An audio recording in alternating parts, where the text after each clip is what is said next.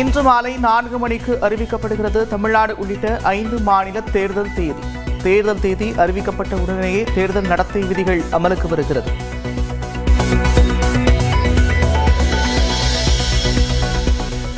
டெல்லியில் தலைமை தேர்தல் ஆணையர் மற்றும் தேர்தல் ஆணையர்களின் ஆலோசனைக் கூட்டம் தொடங்கியது. 5 மாநில தேர்தல் தேதி, பாதுகாப்பு ஏற்பாடுகள் உள்ளிட்டவை குறித்து ஆலோசனை. தமிழ்நாடு, புதுச்சேரி மற்றும் கேரளாவில் ஒரே கட்டமாக தேர்தல் நடத்த திட்டம். மேற்கு வங்கத்தில் 3 முதல் 4 கட்டங்களாகவும், அசாமில் 2 முதல் 3 கட்டங்களாகவும் தேர்தல் நடத்த வாய்ப்பு இருப்பதாக தகவல். மதுரையில் பறக்கும் படை வாகனங்களுக்கு GPS கருவி பொருத்தும் பணிகள் தீவிரம். இன்று தேர்தல் தேதி அறிவிக்கப்பட இருப்பதால் சோதனைக்கு தயாராகி வருகின்றனர்.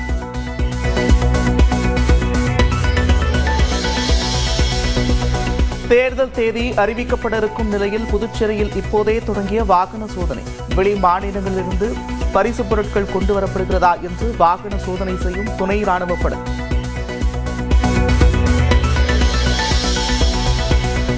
பழனியில் துணை ராணுவப் படையினர் உதவியுடன் வாகன சோதனை. தேர்தல் அறிவிக்கும் நிலையில் உரிய ஆவணங்களின்றி 1 லட்சம் ரூபாய்க்கு மேல் கொண்டு சென்றால் விசாரணை.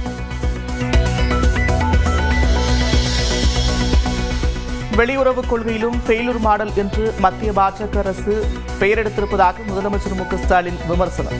தொலைநோக்கு இல்லை, முன்னெச்சரிக்கை நடவடிக்கைகளும் இல்லை, பொதுமக்களுக்குத்தான் இவர்களால் தொல்லை என்று சிலிண்டர் தட்டுப்பாட்டை குறிப்பிட்டு எக்ஸ் தளத்தில் பதிவு. கரூர் கூட்ட நெரிசல் சம்பவத்தின் CCTV காட்சிகளின் அடிப்படையில் விஜயிடம் விசாரணை நடத்தி வரும் CBI.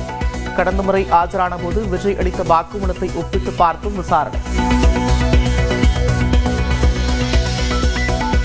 தாவேகாவுடன் இதுவரை பேச்சுவார்த்தை நடத்தவில்லை என்று அதிமுக பொதுச் செயலாளர் எடப்பாடி பழனிசாமி திட்டவட்டம். தேசிய ஜனநாயக கூட்டணியில் இணைய விஜயுடன் பேச்சுவார்த்தை நடத்தப்படுவதாக தகவல் வெளியான நிலையில் எடப்பாடி பழனிசாமி பதில். தங்களின் வேதனையை தோழமை கட்சிகள் புரிந்து கொள்ள வேண்டும் என்று செல்வ பெருந்தகை வேண்டுகோள். காங்கிரசுக்கு 28 தொகுதிகள் ஒதுக்கியதை ஒப்பிட்டு சண்முகம் கூடுதல் தொகுதி கேட்பதை நியாயப்படுத்தியதற்கு பதில். உங்களுடைய உரிமையை கேளுங்கள். மாண்புமிகு முதலமைச்சருக்கு மனம் இருக்கிறது, இருந்தால் கொடுப்பார். காங்கிரஸ் பேர் இயக்கத்திற்கு ஏன் கொடுத்தீர்கள் என்றால் எங்களுடைய வேதனையை தோழமை கட்சிகள் புரிந்து கொள்ள வேண்டும். 110 தொகுதிகளை நின்றோம், பிறகு 63, பிறகு 41, பிறகு 25. இதையெல்லாம் அவர்கள் புரிந்து கொள்ள வேண்டும். அதிமுகவுடன் கூட்டணி அமைத்து விஜய் தனது எதிர்காலத்தை சூனியமாக்கிக் கொள்ள மாட்டார் என்று திருமாவளவன் நம்பிக்கை. பாஜக மிரட்டலுக்கு விஜய் அடிபணிய மாட்டார் என்றும் பேட்டி. விஜய் அவர்களை அந்த கூட்டணியிலே இணைக்கிற முயற்சியில் ஈடுபட்டு வருவதாக ஊடகங்கள் தெரிவிக்கின்றன. அழுத்தம் கொடுத்து அவரை அடிபணிய வைக்க முயற்சிக்கிறார்கள் என்றும் ஊடகங்களில் பெரிய அளவிலே விவாதிக்கப்படுகின்றன. அவர் அந்த அச்சுறுத்தலுக்கு அடிபணிவாரேயானால் அவருடைய அரசியல் எதிர்காலம் சூன்யமாகிவிடும். அது அவருக்கும் தெரியும். திமுக கூட்டணியில் தேமுதிக இணைந்ததால் அதிமுக வாட்சோ. சென்னையில் திமுக கூட்டணியில் ஆர்ப்பாட்டத்தில் தேமுதிக பொருளாளர் LK சுதீஷ் பேச்சு. தேமுதிக வர்றதுக்கு முன்னாடியே திமுக கூட்டணி 200 தொகுதி கண்டிப்பாக வெற்றி பெறும். தேமுதிக வந்தவுடனே அதிமுக வாஷ் அவுட், எல்லா தொகுதியும் டெபாசிட் கண்டிப்பாக இழப்பார்கள். திமுக கூட்டணியில் தொடர்வதா அல்லது வேறு கூட்டணிக்கு செல்வதா என்பது குறித்து 2 நாட்களில் தெரியும். தமிழக வாழ்வுரிமை கட்சியின் தலைவர் வேல்முருகன் பேட்டி. கூடுதல் இடங்களை தரவில்லை, நாம் வைத்த கோரிக்கைகளையும் நிறைவேற்றப்படாத ஒரு சூழ்நிலையை திமுக எடுக்கும் என்று சொன்னால் திமுக தலைமையிலான இந்த கூட்டணியில் தொடர்வதை தமிழக வாழ்வுரிமை கட்சி மறுபரிசீலனை செய்ய வேண்டும் என்று தமிழக வாழ்வுரிமை கட்சியின் அரசியல் தலைமை குழு பெரும்பான்மை உறுப்பினர்கள் கருத்து தெரிவித்திருக்கிறார்கள். கூட்டணி நிலைப்பாட்டை இன்று அறிவிக்கிறார் புதிய தமிழகம் கட்சியின் தலைவர் கிருஷ்ணசாமி. தேசிய ஜனநாயக கூட்டணியில் இணைய வாய்ப்பு.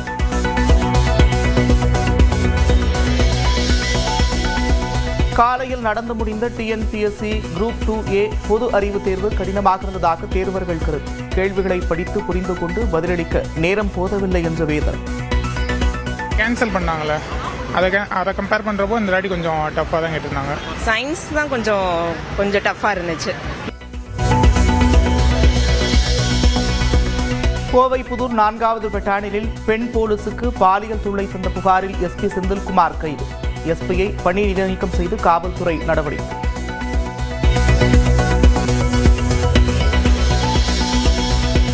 கோவையில் காவலர் பயிற்சி மையத்தில் வைத்தே பெண் காவலரை எஸ்பி பாலியல் வன்கொடுமை செய்ததாக குற்றச்சாட்டு. பாலியல் தொல்லை கஞ்சி வீட்டிற்கு சென்றவரை பெண் உதவி ஆய்வாளர் மூலம் வரவழைத்ததாகவும் எஃப்ஐஆரில் தகவல்.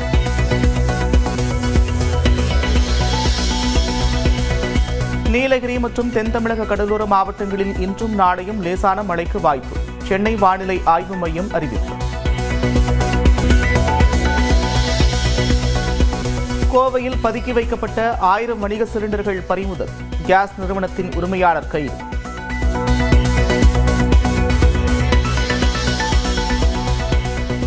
உதகையில் 100க்கும் மேற்பட்ட சாலையோர கடைகள் அடைப்பு. வணிக சிலிண்டர் தட்டுப்பாட்டால் முடிவு.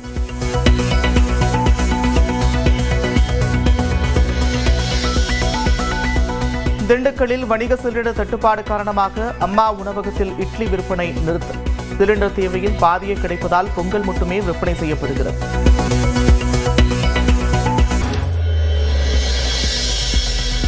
கோவை கதிர்நாயக்கன்பாளையத்தில் உள்ள மத்திய தொழில் பாதுகாப்பு படையினரின் பயிற்சி வளாகத்திற்குள் நுழைந்த யானை. சமையல் அறைக்குள் புகுந்து உணவுப் பொருட்கள் சூறையாடு.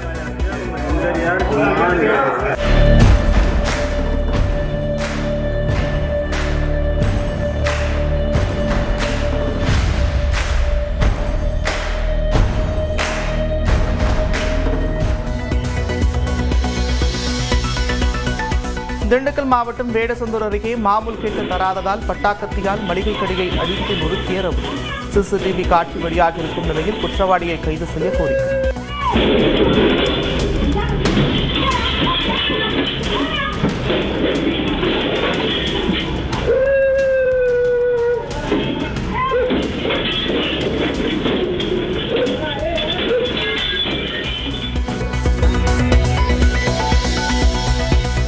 உத்தரப்பிரதேச மாநிலம் புலந்தரில் சுமார் 1000 எரிவாயு சிலிண்டர்கள் பறிமுதல். கேஸ் ஏஜென்சி மீது வழக்கு பதிவு செய்து அதிகாரிகள் நடவடிக்கை. ஜம்மு காஷ்மீரின் குல்பர்கில் கடும் பனிப்பொழிவு. செல்போனில் வீடியோ எடுத்து மகிழ்ந்த மக்கள்.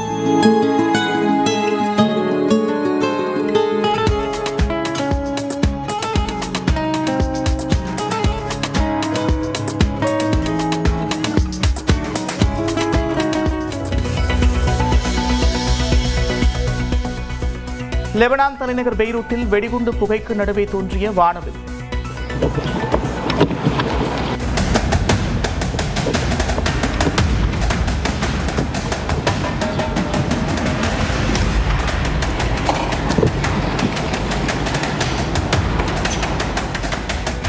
இயற்கை அழகை ரசிக்க முடியாத சூழலில் தவிக்கும் மக்கள். சீனாவின் ஷங்காய் நகரில் கடைகட்டிய மின்னணு பொருட்களின் கண்காட்சி. விதவிதமான பணிகளை செய்த ரோபோக்களை வியப்புடன் கண்டுகளித்த பார்வையாளர்கள்.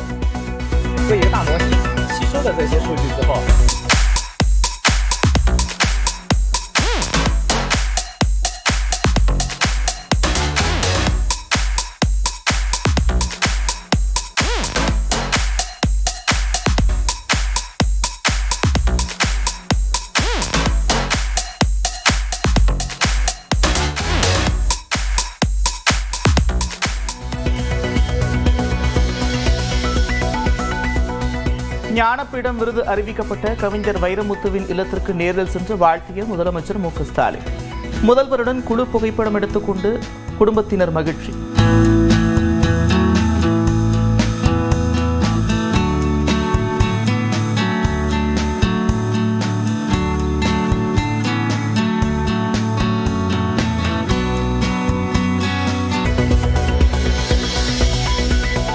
பொள்ளாச்சி அருகே ஆழியார் அணையில் நீர் குடிக்க வந்த கடமானை சூழ்ந்த சென்னாய் கூட்டம்.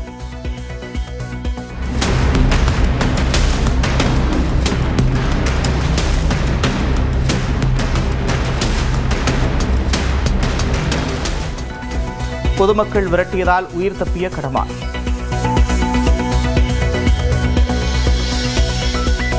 விழுப்புரம் மாவட்டம் மரக்காணம் அருகே குளத்தில் மூழ்கி உயிரிழந்த 2 சிறுமிகளின் பெற்றோருக்கு முதலமைச்சர் மு க ஸ்டாலின் ஆறுதல். தலா 3 லட்சம் ரூபாய் நிவாரண நிதி வழங்க உத்தரவு.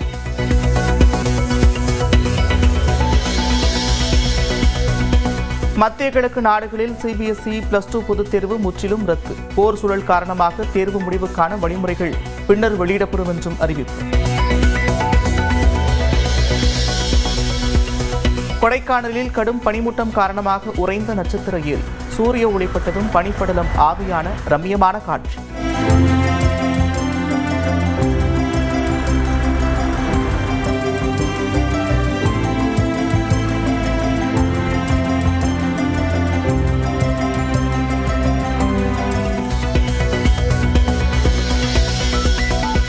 திராவிட மாடல் 2.0வில் 5 லட்சம் வீடுகளுக்கு இலக்கு என்று முதலமைச்சர் மு க ஸ்டாலின் எக்ஸ் தளத்தில் பதிவு. 3 லட்சம் கலைஞர் கனவு இல்லங்களுக்கு உயிர் கொடுத்திருப்பதாகவும் பெருமிதம்.